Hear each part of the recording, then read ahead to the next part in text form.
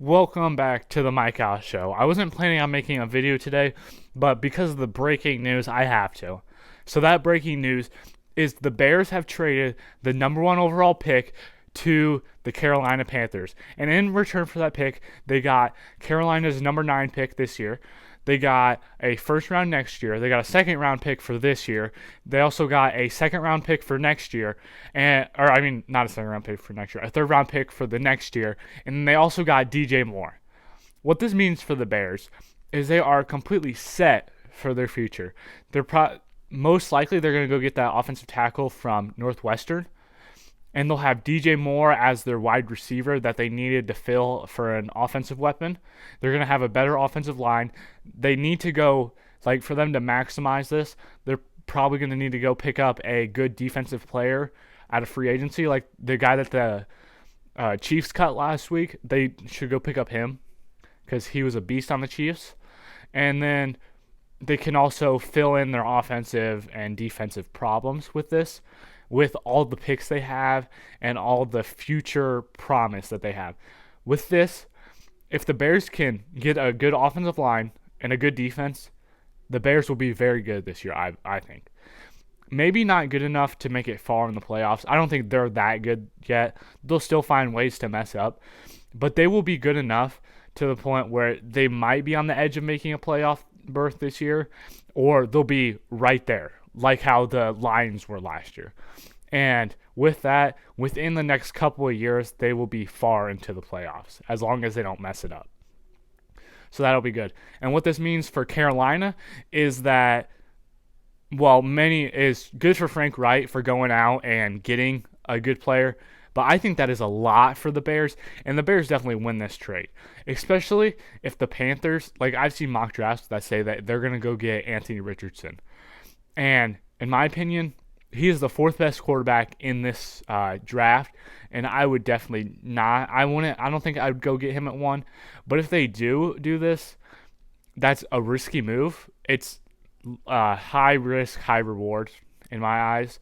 If he pans out good, then they will be good. But the only issue is they have nobody to give him the ball to now. Their running backs are mediocre. Their two best wide receivers last year traded, or I guess, yeah, because DJ Moore got traded, and then Robbie Anderson got traded, and then he just got cut last week by the Cardinals, which I think is funny. And Carolina needs to make smart decisions with this. This is a high risk, high reward situation right here. They will be mediocre this year and have a promising future, or they will be awful and made a terrible mistake by trading the Bears. But it's whatever.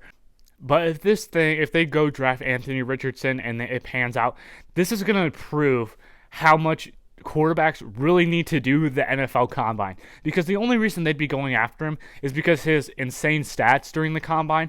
So that just gives quarterbacks an incentive to want to do this if a quarterback does it and automatically bumps his draft grade up a bunch. If not, personally, my number one quarterback is CJ Stroud. I would go draft him before Bryce Young. I just don't think he's going to pan out. He's going to be like Kyler Murray, but not as good running, I guess, because he's a small frame quarterback who anytime he's going to take a lot of hits and he's going to get hurt, especially if he's running. Justin Fields would be in a lot of pain, or he probably is in a lot of pain, but he would be very injured, which he already is sometimes, but it'd be even worse if he wasn't as physical and as big as he is. That man could for sure take a hit. So if Bryce Young does that, he won't be so good. So I would take, if I was Carolina, I'd take CJ Stroud with the first pick. He's got a great arm. I mean, he's basically Justin Fields, maybe a little bit better of a passer, but he's not as good running, which you always need to have that in your back pocket to be able to run, which he can do, but you don't really want it to be, it depends how you want it. So not being able to run is not a terrible thing, not being his main thing. And then I would take Will Levis with the next pick, but I think what will happen if Carolina's smart, they'll take CJ Stroud, with the first pick. Bryce Young will go at 2, and then the Colts will get they'll go get Will Levis, and then the Raiders will probably take. Actually, no, the Raiders won't, but still. Speaking of the Raiders, that is where Aaron Rodgers is going to go, because the Packers president said bringing back Aaron Rodgers is not their number one priority, which means they have finally moved on for Rodgers and are tired of his issues and all that. So that is good, and they said they're ready to move on from Rodgers and go to Love. I mean, that's him saying it. He didn't like actually come out and say it, but everybody interprets that as that. So that is good for them. And Rodgers, I don't think he'll go to the Jets. That takes away him going to Carolina.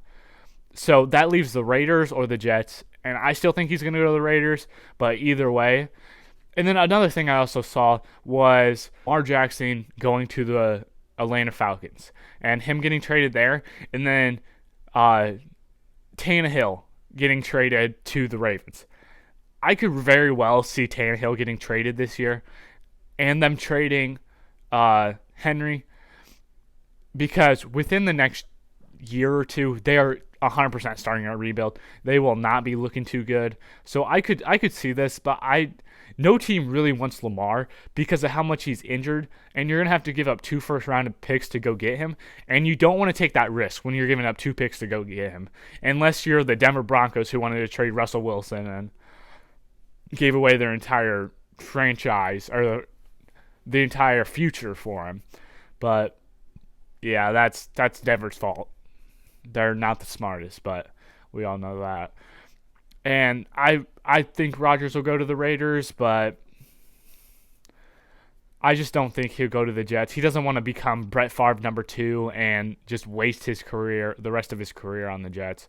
And the Jets have also said that they might not go get him and let him, like, they need to stop putting so much effort into go getting him and just let him go and go get a quarterback, like save their draft picks and go get a quarterback next year, which by next year they should still be good. Adam Thielen, he was cut or is being released from the Minnesota Vikings. This is big because he has been amazing on Minnesota, but over the last 2 years, he's not been as good, because when you bring in the greatest wide receiver in the league as of this year, Justin Jefferson, there's not much. You can't really compete with that. And by the time he gets out of his rookie contract, Jefferson is going to be asking for everything. He's going to own that Minnesota organization.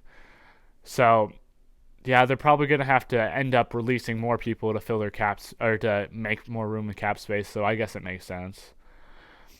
The Purdue is very surprising. I'm shocked that they won today. They were losing by 10 at the beginning of the game. It was not looking good. But they were hitting a lot of shots. Gillis had 20. They played really good. I mean, it was 10 minutes into the second half and before Edey scored his first point, and they were beating Rutgers up to that point. So they were finally knocking down shots. Now all they need to do is stop turning the ball over as much, because they had twice as many turnovers as Rutgers, and to be more consistent when shooting. I mean, they had a great shooting day today, but they need to keep it up, so hopefully they can do that. Oh, and offensive rebounds. Get defensive rebounds, I guess. Because Rutgers, on one possession I watched, had 4 offensive rebounds in a row. You cannot let a team get 4 opportunities for them to hit a 3. So that is not good for them. But hopefully Purdue will fix this, and they'll be good to go as they play Ohio State, who's been on a run lately, beating Michigan State by 10. That was a real shocker. I did not see that at all. I'm shocked because Ohio State was not playing good at all, but they've pulled it around a little bit. So hopefully Purdue, it's like last time, and Purdue just hammers them the entire game. And then Penn State beat Northwestern, so that's good news. And then IU is playing Maryland right now, so we'll see how that goes for the tournament. Well, that's all I have. Make sure you sign up for March Madness and Fantasy Baseball. Thank you.